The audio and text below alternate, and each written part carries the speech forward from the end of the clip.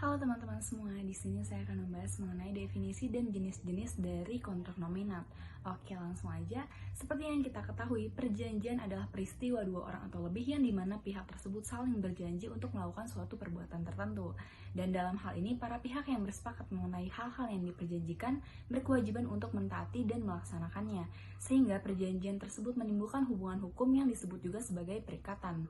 Perjanjian ini juga disebut sebagai kontrak berdasarkan ketentuan dalam pasal 1319 KUH Perdata. Kontrak dibedakan menjadi dua, yaitu ada kontrak nominat dan juga kontrak inominat. Dan pada kesempatan kali ini kita akan membahas mengenai kontrak nominat. Oke, langsung masuk aja. Apa itu kontrak nominat? Kontrak nominat merupakan terjemahan dari nominat kontrak. Nominat kontrak merupakan perjanjian bernama atau WMND dalam bahasa Belanda. Kontrak tersebut juga terdapat dalam pasal 1319 KUH Perdata yang berbunyi, semua perjanjian baik yang mempunyai nama khusus maupun nama yang tidak dikenal dengan suatu nama tertentu tunduk pada peraturan umum yang termuat dalam bab ini maupun bab yang lalu. Seperti itu. Oke teman-teman semua, tadi kan kita udah ngebahas mengenai definisi dari kontrak nominat. Selanjutnya kita akan membahas mengenai jenis-jenis dari kontrak nominat. Dalam KUH Perdata ada 15 jenis kontrak nominat. Apa saja sih jenisnya? Yaitu yang pertama ada jual beli, kedua tukar menukar, ketiga sewa menyewa, keempat ada perjanjian melakukan pekerjaan atau perburuhan, yang kelima ada persekutuan perdata, badan hukum, penitipan barang, hibah, pinjam pakai, pinjam meminjam atau yang disebut juga pinjam pakai habis, pemberian kuasa, bunga tetap atau abadi, perjanjian untung-untungan, penanggungan utang, dan juga yang terakhir ada perjanjian perdamaian atau yang disebut juga sebagai dading. Sebelumnya dijelaskan bahwa terdapat jenis-jenis kontrak nominat dalam KUH Perdata. Adapun jenis-jenis kontrak nominat dalam KUH Perdata ini terbagi menjadi 15 jenis. Yang pertama itu ada jual beli yang diatur dalam bab 5 buku 3 KUH Perdata.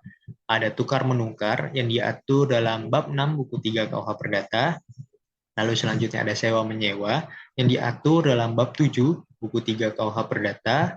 Selanjutnya ada perjanjian kerja ataupun perburuhan yang diatur dalam bab 7A buku 3 KUH Perdata. Selanjutnya ada yang kelima yaitu persekutuan atau perseroan terbata yang diatur dalam bab 8 buku 3 KUH Perdata.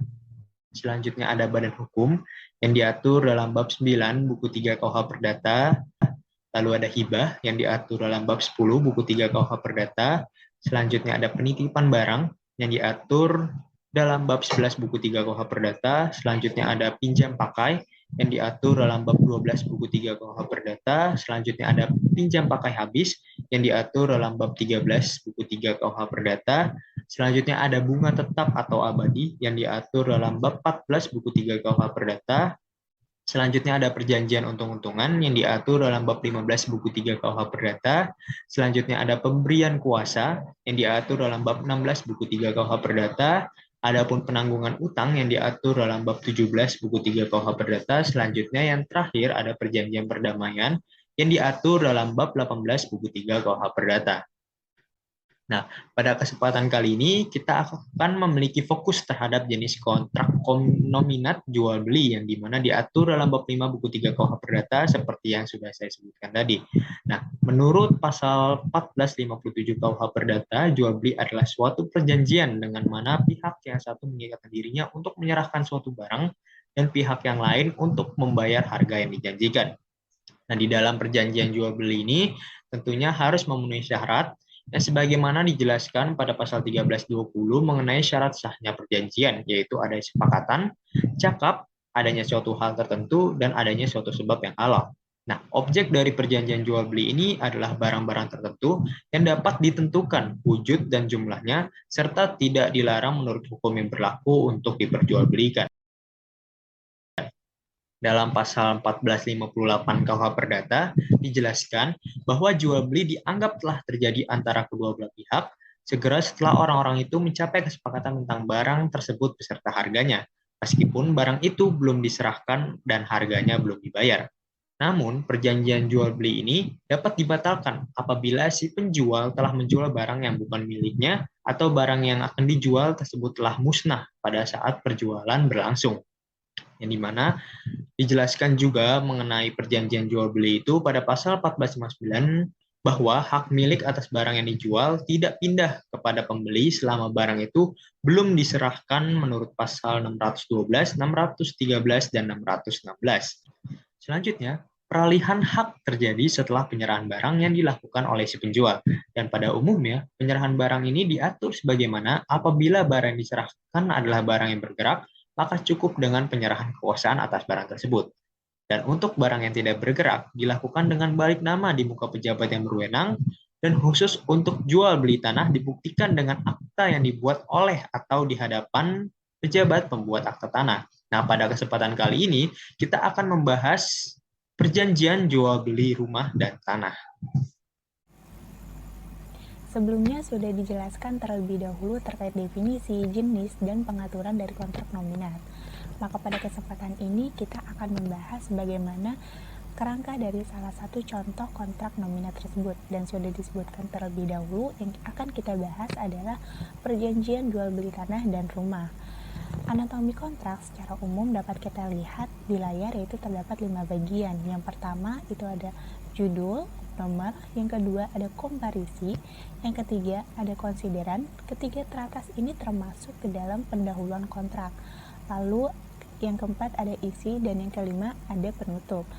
Kelima bagian ini kita akan bahas lebih dalam video ini. Judul kontrak. Judul kontrak merupakan jiwa dari perjanjian. Maksud dari jiwa perjanjian yakni sebuah judul mempresentasikan terkait apa yang diatur dalam sebuah perjanjian tersebut. Maka dengan demikian harus ditulis dengan bahasa yang baku dan singkat. Kemudian untuk perjanjian tertentu dilakukannya atau diadakannya sebuah penomoran pada sebuah judul. Sebagai contoh judul kontrak, kita dapat lihat di sebelah kanan layar sudah terdapat judul kontrak dari salah satu kontrak nominat, yakni kontrak nominat jual beli dengan judul surat perjanjian sewa menyewa tanah dan rumah tanpa penomoran. Sedangkan untuk judul dengan penomoran kita mengambil surat perjanjian sewa menyewa alat berat. Bagian kedua dari anatomi kontrak yakni komparisi para pihak. Komparisi para pihak ini menjelaskan tindakan-tindakan para pihak di depan hukum. Maksud dari tindakan tersebut apakah dilakukannya pada kapasitas pribadi atau kuasa. Dalam komparisi ini memuat sebuah identitas para pihak, dasar yuridis, dan kedudukan para pihak, yakni selaku pribadi atau kuasa. Sebagai contoh dari komparisi para pihak, kita dapat lihat di sebelah kiri layar sudah ada contoh dari komparisi para pihak dalam sebuah perjanjian jual beli tanah dan rumah. Dalam komparisi para pihak ini setidak-tidaknya memuat terkait nama, alamat, tempat tinggal lahir, dan pekerjaan. Kemudian dijelaskan juga kedudukan para pihak. Kedudukan para pihak dalam perjanjian ini berkedudukan sebagai selaku pribadi. Maksud selaku pribadi ini adalah para pihak bertindak sendiri tanpa dikuasakan kepada orang lain, di mana dijelaskan dalam perjanjian ini pihak pertama sebagai penjual dan pihak kedua sebagai pembeli. Isi kontrak merupakan bagian paling inti dalam perjanjian kontrak yang berisi hal-hal yang dikehendaki, hak dan kewajiban para pihak, serta pemilihan penyelesaian sengketa kontrak. Bagian yang biasanya terdapat dalam isi kontrak terdiri dari 4 jenis, yaitu ada klausa definisi yang terkait penjelasan hal-hal yang membutuhkan penjelasan yang biasanya terdapat dalam pasal 1.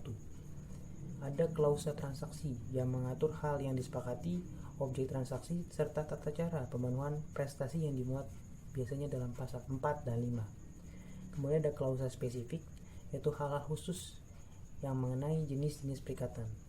Yang keempat ada klausa ketentuan umum yang mengatur dominasi hukum, penyelesaian sengketa, serta pilihan hukum.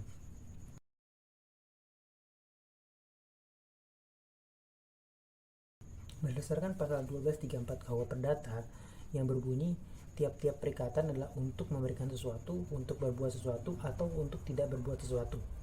Artinya, lahirnya suatu perjanjian harus memenuhi salah satu unsur yang disebutkan dalam pasal 1234 KUH Perdata.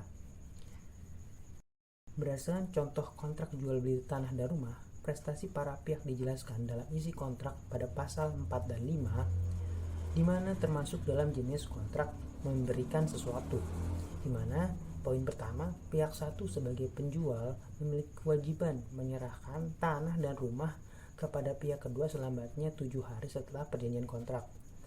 Kemudian poin yang kedua, pihak satu sebagai penjual berhak menerima uang sejumlah 500 juta sebagai jual beli tanah atas objek jual beli tersebut. Poin ketiga, pihak dua sebagai pembeli memiliki kewajiban untuk membayar uang sejumlah 500 juta kepada pihak satu sebagai pembelian atas tanah dan rumah yang disepakati. Serta poin 4, pihak dua sebagai pembeli memiliki hak untuk menerima tanah dan rumah yang telah dibelinya dari pihak satu.